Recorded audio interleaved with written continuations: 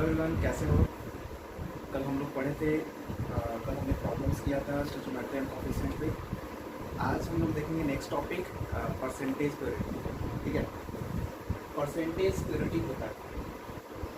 Percentage नाम सुना ही होगा। परसेंटेज का मतलब हो गया जैसे कि तुमने मैथ में, तुम्हारा मैथ में टेस्ट हुआ, क्लास है, कोचिंग में, स्कूल में टेस्ट हुआ, तुमने मैथ में 100 में से 45 स्कोर किया। तुम्हारी बात कर रहा हूँ, ठीक है। जो टॉपर हैं वो 96 ला रहे हैं, मैथ में 100 में से 96, तो तुम्हारा कितना परसेंटेज है। तो कैसे करते हो, ऑब्टेन्ड मार्क्स बटा टोटल मार्क्स इंटू 100 करते हो। वैसे चीज सेम है, इसमें बस एक एक्स्ट्रा प्योरिटी लग गया। मतलब कि कोई सब्सटेंस है, कोई यहाँ पे मिक्सचर है, उसमें कॉपर का मिक्सचर है, कॉपर में इम्प्योरिटी कितना है, तो तुमसे पूछ देगा कॉपर का उस मिक्सचर में प्योरिटी कितना है, कितना परसेंट उसमें प्योर कॉपर है, तो उसका मतलब यही होता है परसेंटेज प्योरिटी। अब देखो ध्यान से, इसमें हम पढ़ना है। जैसे कि ये मेरे पास मैं बात कर रहा हूँ carbonates of alkali,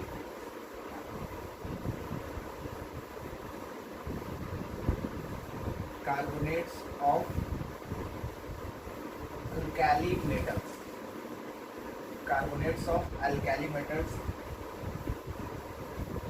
are not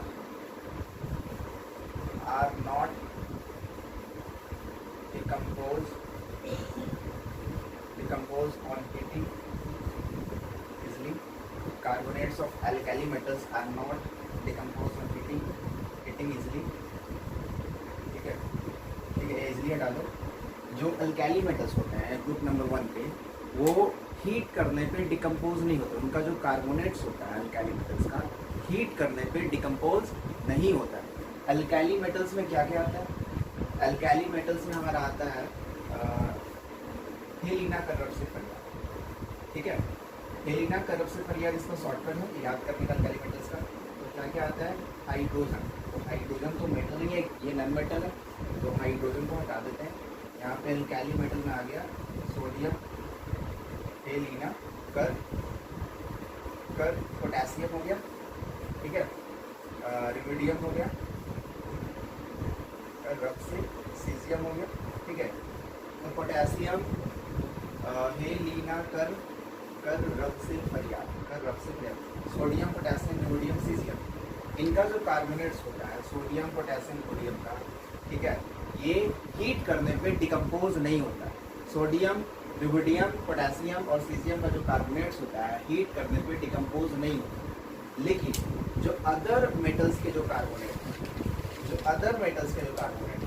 carbonates of other metal, जैसे कि अल्कनाइन carbonates of other metals are decomposed on heating.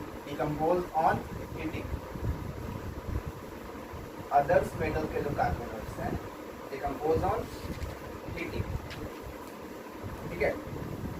तो दूसरे मेटल्स के जो कार्बोनेट्स हैं वो हीट करने पे डिकम्पोज हो जाता है इजीली, ठीक है, हीट करने पे डिकम्पोज इजीली हो जाता है, ठीक है। वो कौन सारे मेटल है, कौन कौन से मेटल है जो हीट करने पे उनका कार्बोनेट्स डिकम्पोज कर जाता है। जैसे हो गया हमारा जो अल्कलाइन अर्थ मेटल्स, ठीक है, अल्कलाइन अर्थ मेटल्स, जब हम लोग इनऑर्गेनिक स्टार्ट करेंगे ना, इनऑर्गेनिक पढ़ेंगे, तो उसमें हम लोग बात करेंगे अल्कलाइन अर्थ मेटल्स और अल्कैली मेटल्स। ये अल्कैली मेटल्स है, और अल्कलाइन अर्थ मेटल्स में आता है हमारा ये आता है, बेरिलियम आता है, मैग्नीशियम आता है, कैल्शियम आता है, फिर स्ट्रोंडियम आता है, ठीक है। तो ये बेरिलियम, मैग्नीशियम, कैल्शियम, स्ट्रोंडियम, ये क्या होते हैं, अल्कलाइन अर्थ मेटल्स। इनका जो कार्बोनेट होता है हीट करने पे इजिली डिकम्पोज हो जाता है। डिकम्पोज का मतलब टूट जाता है, ठीक है, क्या हो जाता है, डिकम्पोजिशन हो जाता है। और क्या है, अदर मेटल्स जिनका कार्बोनेट इजीली डिकम्पोज होता है। तो नंबर 1 तो ये हो गया अल्कलाइन अर्थ मेटल हो गया। नंबर 1 क्या हो गया, नंबर 1 हमारा अल्कलाइन अर्थ मेटल हो गया। नंबर 2 हमारा हो गया ग्रुप नंबर 3, ठीक है, जैसे आयरन हो गया, ग्रुप नंबर 3 के जो मेटल्स है वो भी इजीली डिकम्पोज होते हैं, उनका भी कार्बोनेट्स इजीली डिकम्पोज होता है। जैसे यहाँ पे क्या हो गया, आयरन हो गया, Fe क्या होता है, आयरन होता है, Fe डिनोट्स आयरन। जिंक हो गया, आयरन जिंक हो गया, ठीक है, आयरन जिंक हो गया, कॉपर हो गया, निकल हो गया, ठीक है। इनका भी कार्बोनेट्स क्या होता है, कार्बोनेट्स इजीली डिकम्पोज होता है। तो ये हमारा अल्कैली मेटल्स है, अल्कैली मेटल्स है, इनका कार्बोनेट्स हीट करने पे इजीली डिकम्पोज नहीं होता, ठीक है।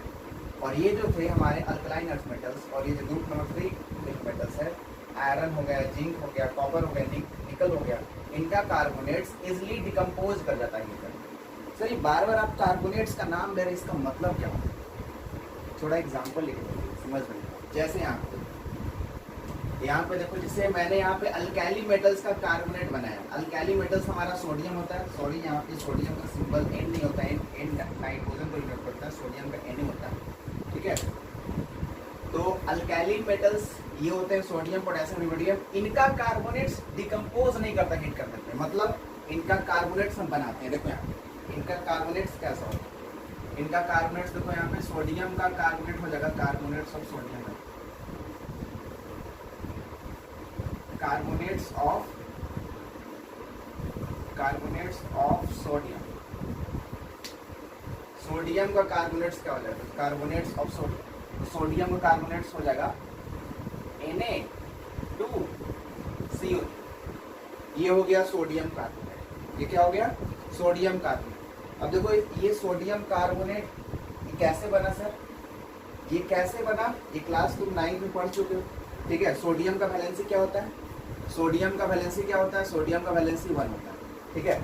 तो सोडियम का वैलेंसी 1 होता है, तो इसके ऊपर +1 चार्ज होता है, इसलिए इसका वैलेंसी 1 होता है। इसका वैलेंसी 1 है, इसलिए इसके ऊपर +1 चार्ज। कार्बोनेट का वैलेंसी होता है 2 होता है, कार्बोनेट का वैलेंसी 2 होता है, इसलिए कार्बोनेट के ऊपर होता है CO3 के बगल में -2 होता है, ठीक है। अब क्या होता है, इसका जो चार्ज +1 है, इसका चार्ज -2 है, तो यहाँ पे चार्ज का क्या होता है, इंटरचेंज होता है, मतलब कार्बोनेट का 2 चार्ज सोडियम के पास आ जाता है, इसका चार्ज इसके पास आ जाता है। तो अगर तुम इंटरचेंज करोगे यहाँ पे, तो सोडियम के पास यहाँ 2 आ जाएगा Na2, और इसके पास CO3 1 जाएगा, तो इसलिए यहाँ पे बन जाता है Na2CO3, ये ऐसे बनता है। ये क्या हो गया, सोडियम का कार्बोनेट। सर पोटेशियम का कार्बोनेट बनाइए, पोटेशियम का कार्बोनेट क्या होगा, कार्बोनेट से पोटेशियम क्या होगा, सिंपल है, बताओ बताओ क्षितिज बताओ। Carbonates of potassium, carbonates of potassium बताओ, कार्बोनेट्स ऑफ पोटेशियम क्या होगा, कार्बोनेट्स ऑफ पोटेशियम क्या होगा बताओ। तो जैसे Na2CO3 हो गया, वैसे ही हमारा क्या हो गया, जो अल्कैली मेटल्स होते हैं ना, वो सारे मेटल्स का वैलेंसी 1 होता है, इसलिए हमेशा यहाँ पे सोडियम के बाद 2 लगा हुआ है, वैसे यहाँ पे पोटेशियम के बाद 2 लग जाएगा और CO3 लग जाएगा, तो K2CO3 क्या हो गया, पोटेशियम कार्बोनेट हो गया। ये हो गया हमारा सोडियम कार्बोनेट, ये क्या हो गया, सोडियम कार्बोनेट हो गया। ये हो गया हमारा पोटेशियम कार्बोनेट हो गया, ठीक है, पोटेशियम कार्बोनेट हो गया। सोडियम कार्बोनेट को हम बासिंग सोडा बोलते हैं, सोडियम धोने वाला सोडा, ठीक है। पोटेशियम कार्बोनेट को K2CO3 बोलेंगे, ठीक है। ये था हमारा कार्बोनेट्स ऑफ अल्कैली मेटल्स। इसी को अगर आप डिकम्पोज कीजिएगा, हीट कीजिएगा, जैसे यहाँ पे इसको अगर आप हीट कीजिए, जैसे सोडियम कार्बोनेट, तो सोडियम कार्बोनेट ये है Na2CO3, ये किसका कार्बोनेट है, अल्कैली मेटल्स का कार्बोनेट है, सोडियम का है ना, यह पोटेशियम का नीचे है, यह रुबिडियम का है, सीजियम का है। इसका कार्बोनेट्स अगर को आप हीट कीजिएगा तो डिकम्पोज नहीं करेगा। जैसे यहाँ पे देखो, इसको हम हीट करते हैं, इसको जब आप हीट कीजिएगा तो यहाँ पे नो रिएक्शन, रिएक्शन प्रोसीड करेगा नहीं, डिकम्पोज नहीं होगा यहाँ पे, ठीक है। वैसे ही अगर यहाँ पे K2CO3 आ जाएगा, K2CO3 को हीट किए, हीट का सिंबल है, ये किसका सिंबल है, हीट का सिंबल है। इसको भी हीट करेंगे तो यहाँ भी हीट नहीं करेंगे, क्यों, रीजन बताओ, because sodium and potassium are alkali metals, and alkali metals का कार्बोनेट हीट करने पे डिकम्पोज नहीं करता, ठीक है। इसलिए इसका रिएक्शन प्रोसीड आगे करेगा ही नहीं, यहाँ पे कोई भी रिएक्शन नहीं बनेगा। ठीक है, तो सर अगर अदर मेटल्स का कार्बोनेट डिकम्पोज करेगा तो प्रोडक्ट क्या फॉर्म होगा? जैसे यहाँ आपने बताया नहीं बनेगा, तो अदर मेटल्स का कार्बोनेट्स अगर डिकम्पोज होगा तो वहां पे प्रोडक्ट क्या फॉर्म होगा, वहां पे क्या बनेगा? तो हमेशा याद रखो, अगर डिकम्पोजिशन हुआ किसी अदर मेटल्स का डिकम्पोजिशन होता है तो वहां पे हमेशा बनेगा calcium oxide, metal oxide plus CO2। हमेशा क्या बनेगा? Metal oxide plus CO2। ठीक है, तो यहाँ पे क्या बनेगा? जैसे यहाँ पे देखो, बेरिलियम, मैग्नीशियम, कैल्शियम स्टोन किया, ये क्या है? अल्कलाइन अर्थ मेटल्स है। इनका कार्बोनेट्स हमेशा डिकम्पोज करता है, हीट करते हैं। जैसे यहाँ पे ग्रुप नंबर 3 के जो मेटल्स हो गए, आयरन हो गया, जिंक हो गया, कॉपर हो गया, निकल हो गया, इनका भी कार्बोनेट इजिली डिकम्पोज कर जाता है हीट करने। तो डिकम्पोज करता है तो बनता क्या है? हमेशा बनता है CO2 और साथ में रिलीज होता है मेटल ऑक्साइड। ठीक है, कार्बन डाइऑक्साइड रिलीज होगा और मेटल ऑक्साइड बनेगा, ये दो हमारे पास प्रोडक्ट बनेंगे। जैसे यहाँ पे एग्जांपल थ्रू समझते हैं, इसका एग्जांपल हो गया। जैसे यहाँ पे ले लेते हैं हम अल्कलाइन अर्थ मेटल में मैग्नीशियम ले लेते हैं। ठीक है, तो मैग्नीशियम का कार्बोनेट हो जाएगा, याद करो, मैग्नीशियम का कार्बोनेट हो जाएगा, बताओ क्या होगा? MgCO3। अब इसमें 2 लगेगा ही नहीं, इसमें 2 लग रहा था ना, मेटल के बाद एक नीचे 2 लग रहा था। ठीक है, यहाँ पे 2 लगा था, यहाँ पे 2 नहीं लगेगा। क्यों नहीं लगेगा? यहाँ भी देख लेते हैं, यहाँ भी कंसेप्ट क्या है। मैग्नीशियम का वैलेंसी 2 होता है, मैग्नीशियम का वैलेंसी 2 होता है, तो मैग्नीशियम का वैलेंसी 2 होता है, +2 इसके ऊपर आ गया। सर इसके ऊपर +2 ही क्यों लिख रहे हैं? CO3 के ऊपर -2 क्यों लिख रहे हैं यहाँ पे? ऐसा क्यों? क्योंकि मेटल्स जो है ना हमेशा इलेक्ट्रॉन्स को लॉस करता है, जो लॉस करता है उसके ऊपर +2 हो जाता है। तो मैग्नीशियम मैक्सिमम 2 इलेक्ट्रॉन्स को लॉस करता है स्टेबल होने के लिए, इसलिए इसका मैग्नीशियम का वैलेंसी 2 हो जाता है। ठीक है, उसके ऊपर Mg2 और CO3 का तो रख लो, CO3 का हमेशा -2 होता है। अब देखो हम क्या बोले थे, जो चार्जेस है ऊपर वो इंटरचेंज हो जाता है, अदला बदली हो जाता है। तो मैग्नीशियम माइनस को नहीं देखना है, बस यहाँ पे मैग्नीट्यूड आएगा और यहाँ पे CO3 के पास भी 2 ही आ जाएगा। अब देखो यहाँ पे 2 है, कट जाएगा, 1 आ जाएगा, तो MgCO3 हो जाएगा, MgCO3 हो गया। समझ में आ गया? इसलिए यहाँ पे क्या बनता है हमारा Mg, मैग्नीशियम का अल्कलाइन अर्थ मेटल्स का जो कार्बोनेट्स बनता है वो मैग्नीशियम का MgCO3 हो गया, कैल्शियम का CaCO3 हो गया, स्ट्रोंडियम का SrCO3 हो गया, बेरिलियम का BeCO3 हो गया। ठीक है, समझ गए? तो देख रहे हैं आप कैसे हो गया। तो मैग्नीशियम का हो जाएगा हमारा carbonates of magnesium, carbonates of magnesium क्या हो जाएगा? MgCO3 हो गया। सेकेंड, कैल्शियम का क्या हो जाएगा? कैल्शियम का CaCO3 हो गया, स्ट्रोंडियम का SrCO3 हो गया। चौथा, बेरिलियम का BeCO3 हो गया। तो ये क्या हो गया? Carbonates of alkaline earth metal, जो इजिली डिकम्पोज हो जाता है हीट करने पे। ठीक है, अभी हीट करने के बाद बनता क्या है? जैसे यहाँ पे देखो, मैग्नीशियम कार्बोनेट को हम हीट करेंगे, MgCO3, तो हीट हो जाता है, होता है ना? बोलो, हीट होता है। तो हीट करेंगे तो क्या बनेगा? हम बताए थे हमेशा मेटल ऑक्साइड बनता है। क्या बनता है? मेटल ऑक्साइड बनता है, मेटेलिक ऑक्साइड बनता है। तो यहाँ पे MgO बनेगा प्लस CO2 बनेगा, MgO बनेगा और CO2 बनेगा। इसका बताओ कैल्शियम कार्बोनेट को हीट करेंगे तो, इसका बताओ कैल्शियम कार्बोनेट को अगर हीट करेंगे तो क्या बनेगा? कैल्शियम ऑक्साइड बनेगा, CaO plus CO2, CO2 बनेगा। अगर हम SrCO3 को हीट किए तो क्या बनेगा? क्या बनेगा? SrO स्ट्रोंडियम ऑक्साइड बनेगा प्लस CO2 बनेगा। अगर हम हीट के बेरिलियम कार्बोनेट को हीट के तो क्या बनेगा? तो BeO बनेगा प्लस CO2 बनेगा। ठीक है, समझ गया? लिखो, कॉपी करो। चलिए सवाल के थ्रू समझते हैं। हाँ, देखिए क्वेश्चन है आपका। क्वेश्चन आपका है, आपके पास 10 ग्राम का मिक्सचर है। ठीक है, इसमें इस मिक्सचर में Na2CO3 और कैल्शियम कार्बोनेट, मतलब कि सोडियम कार्बोनेट और कैल्शियम कार्बोनेट मिलाया हुआ है। ये दोनों मिलाकर एक 10 ग्राम का मिक्सचर तैयार किया जा रहा है, जिसको डिकम्पोज किया जा रहा है हीट करने पर। हीट करने पे डिकम्पोज किया जा रहा है तो क्या देता है, 224 ml ऑफ CO2 रिलीज होता है एट एसटीपी पे। तो पूछा जा रहा है calculate the percentage of calcium carbonate and sodium carbonate in the given mixture. फिर से क्वेश्चन रिपीट करते हैं। मेरे पास 10 ग्राम का मिक्सचर है, वो 10 ग्राम का मिक्सचर बनाने के लिए मैंने Na2CO3 और calcium carbonate means sodium carbonate और कैल्शियम कार्बोनेट का 10 ग्राम का मिक्सचर तैयार किया, ठीक है, जिसको मैंने हीट करके डिकम्पोज किया। तो हमें क्या मिलता है, 224 ml of CO2 gas release होता है, ठीक है। तो यहाँ पे पूछा जा रहा है कि एसटीपी पे रिलीज होता है, ठीक है, ये ध्यान रखना। पूछा जा रहा है हमसे कि परसेंटेज ऑफ कैल्शियम कार्बोनेट और सोडियम कार्बोनेट का परसेंटेज क्या है इस मिक्सचर में, ठीक है। सवाल समझ में आ गया। अब सवाल करते हैं। तो 10 ग्राम का मिक्सचर है, ठीक है। पहले हम यहाँ पे रिएक्शन को लिखते हैं, ये दोनों को डिकम्पोज किया जा रहा है ना।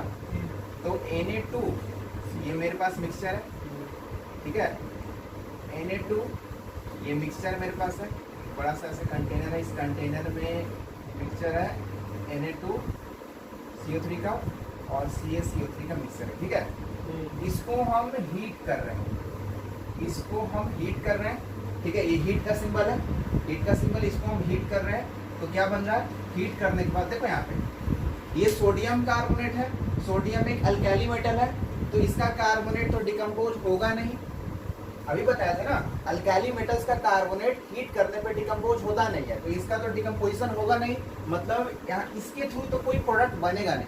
तो बनेगा तो प्रोडक्ट इसके थ्रू ही बनेगा। कैल्शियम कार्बोनेट है, अल्कलाइन अर्थ मेटल्स है, और अल्कलाइन अर्थ मेटल्स का डिकम्पोज हीटिंग करने पे डिकम्पोज होता है, वहाँ पे प्रोडक्ट जो बनेगा क्या बनेगा, कैल्शियम ऑक्साइड बनेगा, बताया था ना, कैल्शियम ऑक्साइड, और साथ में CO2 रिलीज होगा। क्या रिलीज होगा, CO2 रिलीज होगा, ठीक है। इसके थ्रू हमारा प्रोडक्ट नहीं बनेगा। क्यों नहीं बनेगा, ये हमारा क्या है, अल्कैली मेटल, ठीक है, और हम जानते हैं ये हमारा अल्कैली मेटल्स है, और हम जानते हैं कार्बोनेट्स ऑफ अल्कैली मेटल्स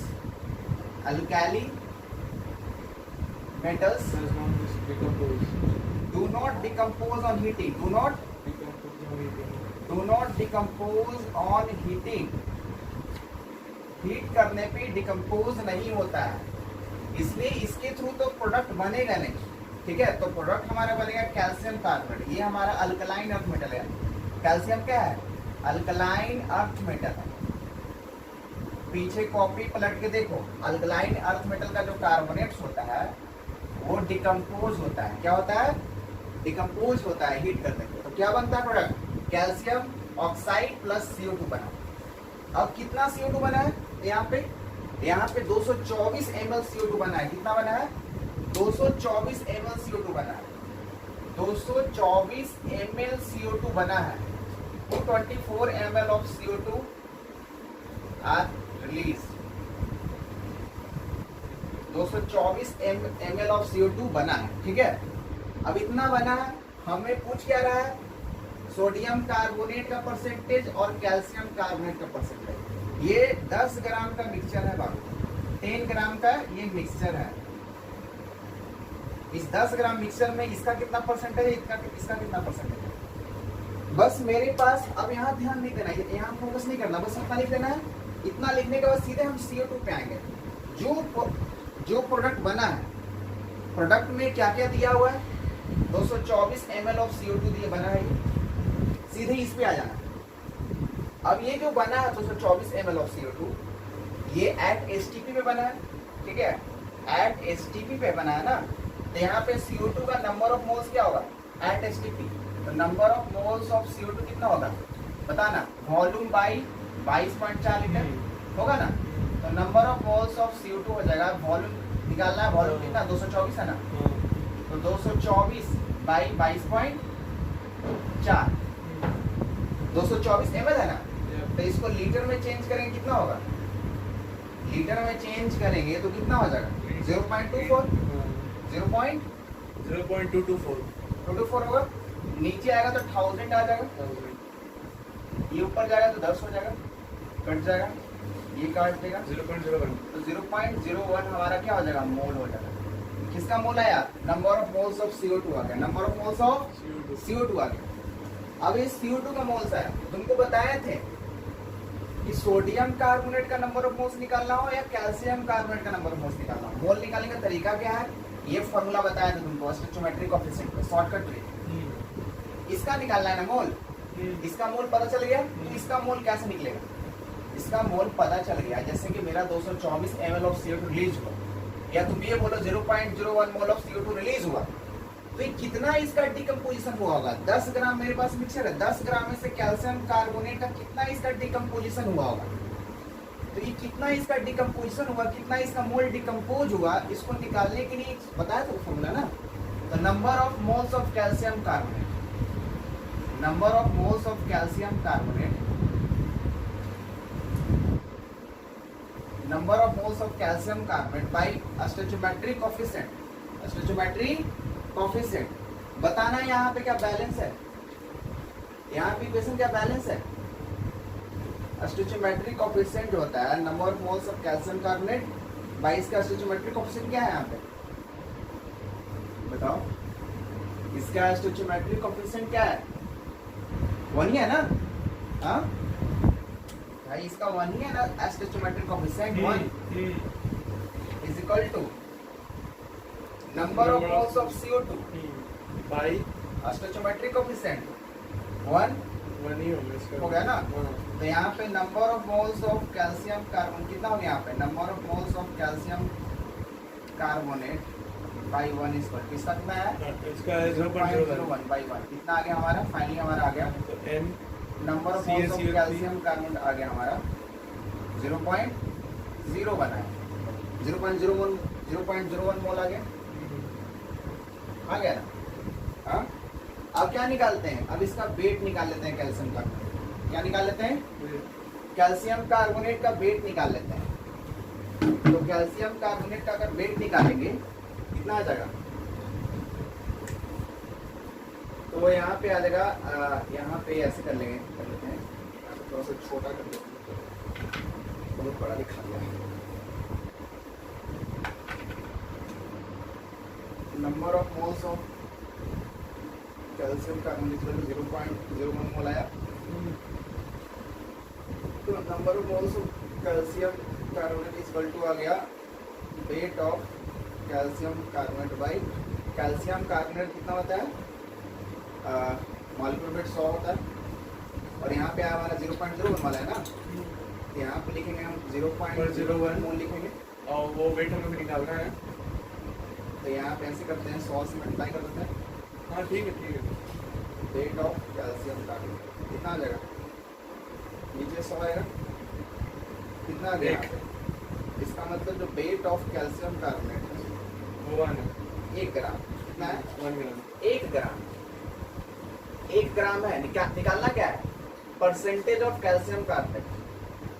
तो परसेंटेज ऑफ कैल्शियम कार्बोनेट निकालना है, तो इसका वेट ऑफ कैल्शियम कार्बोनेट लिखेंगे, वेट ऑफ कैल्शियम कार्बोनेट बटा total weight, total weight into 100। Total weight किसका, मिक्सचर का ना, मिक्सचर का 10 ग्राम दिया हुआ है, यप तो ऊपर वेट ऑफ कैल्शियम कार्बोनेट कितना है, 1 आया, 1 और टोटल वेट कितना है, 10 है, 10 into 100 तो 10 कितना आ गया, 10%। 10% आया। तो परसेंटेज ऑफ कैल्शियम कार्बोनेट कितना है, 10% है। यप इस मिक्सचर में 10% कैल्शियम कार्बोनेट है, तो 90% क्या है, सोडियम कार्बोनेट है, सीधा निकल गया। तो 90% क्या बचा हमारा, सोडियम कार्बोनेट बचा। बना कि नहीं बना, कॉपी करो। हाँ बहुत सारे बच्चे एक सवाल है कि यहाँ पे सर आपने बैलेंस तो नहीं यहाँ पे, मतलब सर यहाँ पे सोडियम कार्बोनेट है, सर यहाँ पे सोडियम है ही नहीं, तो सर यहाँ पे बैलेंस जब है नहीं तो आपने ये शॉर्टकट फॉर्मूला कैसे लगाया, ये फॉर्मूला कैसे लगाया, यहाँ पे ये वाला फॉर्मूला आपने कैसे यूज किया, number of moles of calcium carbonate by stoichiometric coefficient, number of moles of CO2 by stoichiometric coefficient.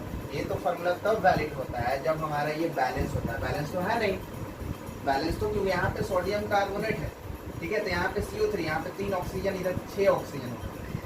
देखो ये इक्वेशन बैलेंस देखने से लग रहा है कि बैलेंस नहीं है, लेकिन तुमको पता होना चाहिए अभी मैंने बताया कि जो ये हमारा क्या है, ये अल्कैली मेटल्स का कार्बोनेट्स है, और अल्कैली मेटल्स का कार्बोनेट्स इस रिएक्शन में डिकम्पोज हुआ ही नहीं, इसके थ्रू प्रोडक्ट बना ही नहीं। जब इसका डिकम्पोजिशन जब हुआ ही नहीं तो इसका इसके अब इसका बैलेंसिंग नहीं, इसका बैलेंसिंग नहीं देखना होगा यहाँ, ठीक है। यहाँ पे बैलेंस तो नहीं हुआ है, ठीक है। तो बैलेंस बस अब इस पे तुमको ध्यान नहीं देना है, इस पे तुमको ध्यान देना है, कैल्शियम कार्बोनेट पे ध्यान देना है, ये बैलेंस है कि नहीं। तो कैल्शियम एक है, कैल्शियम एक है, ऑक्सीजन 3 इधर भी है, एक कार्बन इधर भी है, तो ये बैलेंस है। तो इसका डिकम्पोज हुआ नहीं तो इस पे तुमको ध्यान नहीं देना है, इस पे ध्यान देना है, ठीक है। तो ये हमारा था, हाँ 10% हमारा कैल्शियम कार्बोनेट बना, तो परसेंटेज ऑफ कैल्शियम कार्बोनेट 10%, तो परसेंटेज ऑफ सोडियम कार्बोनेट 90%। ये था हमारा सवाल।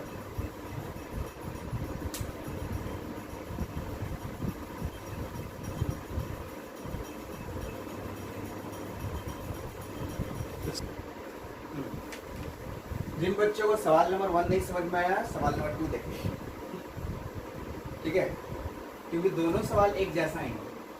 इस सवाल में बोला गया है 20 gram in impure sample of zinc carbonate gives 4.4 gram of CO2 gas on decomposition. Calculate the percentage purity of zinc carbonate in the given sample. Atomic weight of zinc is equal to 65. यहाँ पे दिया हुआ मेरे पास एक 20 ग्राम का impure sample है, 20 gram of impure sample है, zinc carbonate का, जिसका डिकम्पोजिशन करते हैं, हीट करते हैं, हीट करने पे इसका डिकम्पोजिशन होता है और क्या देता है, 4.4 ग्राम ऑफ CO2 रिलीज करता है। तो इस इम्प्योर सैंपल में जिंक कार्बोनेट का परसेंटेज प्योरिटी क्या है, परसेंटेज प्योरिटी क्या है, ठीक है। तुमको बताया था जो ग्रुप नंबर 3 है, ग्रुप नंबर 3 में क्या क्या था, कौन कौन सा मेटल था। ग्रुप नंबर 3 में था हमारा आयरन था, जिंक था, कॉपर था, निकल था। इनका कार्बोनेट जैसे आयरन का कार्बोनेट्स हो जाएगा Fe2CO3, Fe2CO3 नहीं, FeCO3 होता है, फेरस कार्बोनेट होता है, ठीक है, FeCO3 होता है। जिंक का कार्बोनेट ZnCO3 हो जाएगा, ठीक है, कॉपर का CO3, निकल का NiCO3, निकल का होता है कि नहीं। तो इनका कार्बोनेट ये होता है, ठीक है। जब इनका डिकम्पोजिशन करते हैं, इनका क्या करते हैं, डिकम्पोजिशन, तो डिकम्पोजिशन करने पर एक ही चीज देता है, CO2 और साथ में मेटालिक ऑक्साइड, ठीक है, ये निकलता है। तो हम यहाँ पे जिंक कार्बोनेट का मतलब ये वाला कंपाउंड का डिकम्पोजिशन करते हैं, ठीक है। तो इसका मतलब इसका डिकम्पोजिशन होगा, हाँ होगा डिकम्पोजिशन। तो मेरे पास ये जिंक कार्बोनेट का इम्प्योर सैंपल है 20 ग्राम का जिंक कार्बोनेट का, इसका हम डिकम्पोजिशन करते हैं तो क्या बनता है, जिंक ऑक्साइड बनता है प्लस CO2 बनता है, जिंक ऑक्साइड बनता है और प्लस CO2 बनता है, ठीक है। देखो इक्वेशन बैलेंस है ना, Zn है यहाँ पे 1 है, कार्बन 1 है, वहाँ भी कार्बन 1 है, ऑक्सीजन 3, वहाँ पे ऑक्सीजन 3, ठीक है। हाँ मेरे पास जो इम्प्योर सैंपल है जिंक का 20 ग्राम, कितना है, 20 ग्राम है। CO2 कितना रिलीज हो रहा है, CO2 मेरा रिलीज हो रहा है 4.4 gram of 4.4 gram of CO2 release हो रहा है, ठीक है। तो हम बताएं ZnCO3 है 20 ग्राम, यहाँ पे तुमको नहीं जाना है, जो बन रहा है प्रोडक्ट उस पे डायरेक्ट, क्योंकि वो इम्प्योर है, ठीक है। 4.4 ग्राम जो बन रहा है ना CO2 उस पे आना है। अब इससे क्या करना है, CO2 का यहाँ पे पिछले वाले क्वेश्चन में वॉल्यूम था दिया हुआ STP पे, तो वहाँ पे CO2 का हमने नंबर ऑफ मोल्स निकाला था। फिर मैंने एक शॉर्टकट ट्रिक जो हमने पढ़ा है, नंबर ऑफ मोल्स ऑफ निकालने by stoichiometric coefficient by equal to number of moles of water the form, ये हमने बताया था। तो वो शॉर्टकट फॉर्मूला को निकालने के लिए पहले इसका हमें नंबर ऑफ मोल्स बनाना चाहिए। तो CO2 का नंबर ऑफ मोल्स निकालने के लिए क्या होगा, number of moles of CO2, weight कितना है 4.4 ग्राम है, CO2 का क्या होता है, मॉलिक्यूलर वेट कितना होता है 44 ग्राम होता है, काटेंगे कितना हो जाएगा 0.1 हो जाएगा, 0.1 मोल आ गया। फिर इसका निकालना है ना, जिंक कार्बोनेट कितना डिकम्पोज हुआ, मतलब जिंक कार्बोनेट का कितना अमाउंट डिकम्पोज हुआ, तो मेरे पास जो CO2 रिलीज हुआ है 4.4 ग्राम रिलीज हुआ, ठीक है, मतलब मैंने कितना डिकम्पोज किया जिंक कार्बोनेट। ठीक है, तो यहाँ पे एक फॉर्मूला है, इसका कितना डिकम्पोजिशन हुआ, इसका कितना मोल डिकम्पोजिशन हुआ, तो number of moles of zinc carbonate decompose by इसका stoichiometric coefficient is equal to number of moles जो CO2 बना है, कितना बना मोल इसका तो number of moles of CO2 बना है बाय स्टोइचियोमेट्रिक कोएफिशिएंट। ये बस फार्मूला को लगाना है और इसका मोल निकल जाएगा, सिंपल है।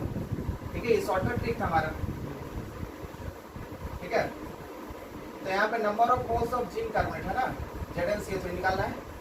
इसका स्टोइचियोमेट्रिक कोएफिशिएंट कितना 1 है, 0.1/1। तो number of moles of zinc carbonate कितना निकल गया, 0.1 निकल गया। कितना निकल गया, 0.1 निकला। अब हम वेट भी निकाल लेंगे जिंक कार्बोनेट का। क्या निकाल लेंगे, वेट भी निकाल लेते हैं। तो number of moles of zinc carbonate is equal to weight of zinc carbonate by molecular weight of zinc carbonate. तो molecular weight of zinc carbonate क्या होता है, तो वेट ऑफ जिंक कार्बोनेट को x मान लेते हैं, ये निकालना है ना। और molecular weight of zinc carbonate कितना है, 65 है ना।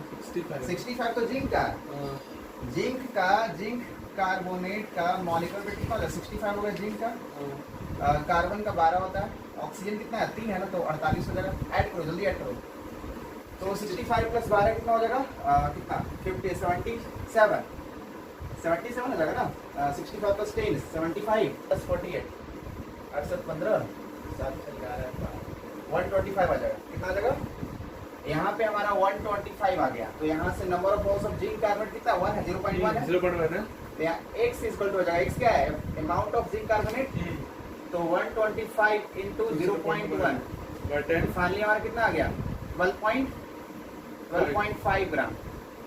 सही है, 12.5 ग्राम आ गया।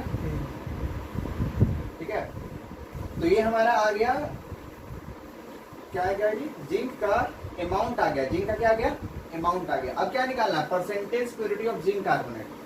तो percentage purity of zinc carbonate निकाल लेते हैं। यहाँ पे percentage purity of zinc carbonate निकाल लेते हैं। तो percentage purity of zinc carbonate कितना हो जाएगा, जिंक कार्बोनेट फॉर्मूला क्या है, weight of zinc carbonate by total weight of sample का टोटल वेट कितना इंटू 100। परसेंटेज निकालना है ना।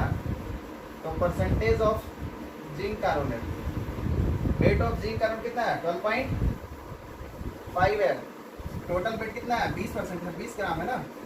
तो 20 हो गया इंटू 100, 20 100 हो गया। 12.5 इंटू 5 कितना हो जाएगा, नीचे 10 आ गया, 5 2 10। 125 को 2 से डिवाइड कर कितना आ जाएगा, तो 64.5 2 2 the 4 2 5 62.5 आ गया। 62.5% हमारा आ गया जिंक कार्बोनेट का परसेंटेज प्योरिटी। लिख लो। हाँ, सवाल नंबर 3 सवाल नंबर 3 देखो,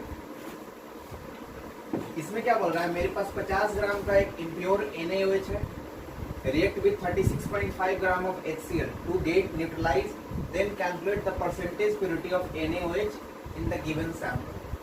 मेरे पास एक इम्प्योर NaOH, कैसा NaOH है, इम्प्योर NaOH है, जिसका रिएक्शन करवाया जा रहा है HCl के साथ। जिसका रिएक्शन क्या किसके साथ करवाया जा रहा है, HCl के साथ करवाया जा रहा है। तो यहाँ पे क्या बनेगा यहाँ पे, ये एक बेस है और ये एसिड है, ये बेस है और एक एसिड है। तो बेस का जब रिएक्शन एसिड के साथ होता है तो हमेशा साल्ट प्लस वाटर बनता है। क्या बनता है, साल्ट प्लस वाटर बनेगा, साल्ट प्लस वाटर बनेगा। अब देखो ये इक्वेशन बैलेंस है नहीं है, बताना ये इक्वेशन बैलेंस है या नहीं है बैलेंस। ठीक है, तो यहाँ भी सोडियम एक ही है, यहाँ भी सोडियम एक ही है। ठीक है, क्लास 8 में तुम लोग पढ़ चुके हो, इसको बोलते हैं न्यूट्रलाइजेशन रिएक्शन। एसिड को बेस में जब मिलाते हैं तो हमेशा साल्ट प्लस वाटर बनता है। एसिड हमारा HCl है, डाइल्यूट फॉर्म में है, और NaOH हमारा क्या है, NaOH हमारा बेस है। जब एसिड को बेस में मिलाते हैं तो ये साल्ट बनता है, ये साल्ट है और ये वाटर है, ठीक है। हाँ, लेकिन इसमें इसका कुछ यूज ही नहीं, इसमें इसका कुछ यूज ही नहीं है, क्योंकि मेरा बस सवाल यही दोनों में है, ठीक है। अब हमसे पूछा क्या जा रहा है, मेरे पास इम्प्योर NaOH है। इम्प्योर NaOH में क्या क्या आ जाएगा, एक तो आ जाएगा इम्प्योरिटी और एक हमारा आ जाएगा प्योर NaOH, जिसका वही तो पूछा जा रहा है, परसेंटेज प्योरिटी ऑफ NaOH। मेरे पास एक क्या है, एक कंटेनर है जिसमें इम्प्योर NaOH है, तो उसमें दो आ गया, एक इम्प्योरिटी आ गया और एक हमारा प्योर NaOH आ गया, ठीक है। तो उस इम्प्योर NaOH में percentage of purity of NaOH क्या है, ठीक है। सवाल सेम वही है। अब HCl तो हमारा अलग हो गया, मिक्सचर से तो अलग है, इसका बाद इम्प्योर NaOH बस इसके साथ रिएक्शन करवाया जा रहा है। तो HCl का कितना वेट है, HCl का कितना वेट दिया हुआ है, 36.5। हाँ, HCl का वेट दिया हुआ है 36.5, इसका वेट है 36.5 ग्राम, ठीक है, 36.5 ग्राम दिया हुआ। तो HCl का नंबर ऑफ मोल्स कितना हो गया, HCl का नंबर ऑफ मोल्स बताना, number of moles of HCl कितना आ गया, number of moles of HCl कितना आ गया, वेट दिया हुआ 36.5 ग्राम, और HCl का मॉलिक्यूलर वेट भी उतना ही होता है, 36.5 ग्राम ही होता है, तो 1, ठीक है। अब NaOH का प्योर वेट क्या है, प्योर वेट ऑफ NaOH, तो वही सिंपल फॉर्मूला, अगर आपको ये निकालना है तो number of moles of NaOH by इसका नंबर ऑफ मोल्स पता करेंगे तब ना वेट पता चलेगा। Number of moles of NaOH by stoichiometric coefficient is equal to number of moles of इसका HCl बाय स्टोइचियोमेट्रिक कोएफिशिएंट। तो number of moles of NaOH निकालना है, और स्टोइचियोमेट्रिक कॉन्फ़िगरेशन 1, इसका HCl का 1 फिर 1, तो number of moles of NaOH 1 ही आएगा, कितना आ गया, 1 आ गया। तो बताना इसका वेट कितना आ जाएगा, तो वेट आ जाएगा हमारा number of moles of NaOH is equal to weight by molecular weight. NaOH का मॉलिक्यूलर वेट कितना होता है, 40 होता है, और यहाँ पे NaOH का नंबर ऑफ मोल्स कितना आया, 1 आया ना, तो 40 हो जाएगा। तो यहाँ पे वेट ऑफ NaOH कितना आ जाएगा, 40 ग्राम आ जाएगा, ठीक है। कितना आ जाएगा, 40 ग्राम। प्योर मेरे पास 50 ग्राम का प्योर NaOH है, जिसमें 40 ग्राम प्योर NaOH है, 40 ग्राम प्योर NaOH है, तो परसेंटेज प्योरिटी क्या आ जाएगा, तो परसेंटेज प्योरिटी ऑफ NaOH क्या आ जाएगा, परसेंटेज प्योरिटी ऑफ NaOH क्या आ जाएगा, तो weight of NaOH by total weight of sample, total weight of impure sample, wait of sample into 100। तो वेट ऑफ NaOH कितना है, 40 है, और वेट टोटल 50 है ना, इनटू 100, 50 गुना 100 80, कितना आ जाएगा, 80%। समझ के आए, समझ गया, ठीक है। इसको कॉपी करो, और ये आपका क्लास समाप्त होता है। आज मैंने परसेंटेज प्योरिटी पे टोटल 3 क्वेश्चन करवाए, और बताइएगा आज क्लास कैसा लगा। ये आज का क्लास का ये होमवर्क है, ये आप लोग बना के लाइएगा, इसका आप लोग कमेंट में आंसर बताइएगा। अगर आप लोगों से नहीं बनेगा तो हम नेक्स्ट क्लास में हम इसको बताएंगे, ठीक है। और ये भी बताइएगा आज का क्लास कैसा लगा। अगर आप लोगों को समझ में नहीं आता है तो ये भी आप लोग कमेंट में ज़रूर बताइएगा, ठीक है। हम मेरी तरफ से ये पूरी कोशिश रहेगा कि आप लोगों को और अच्छे से समझाया जाए, ठीक है। थैंक्स।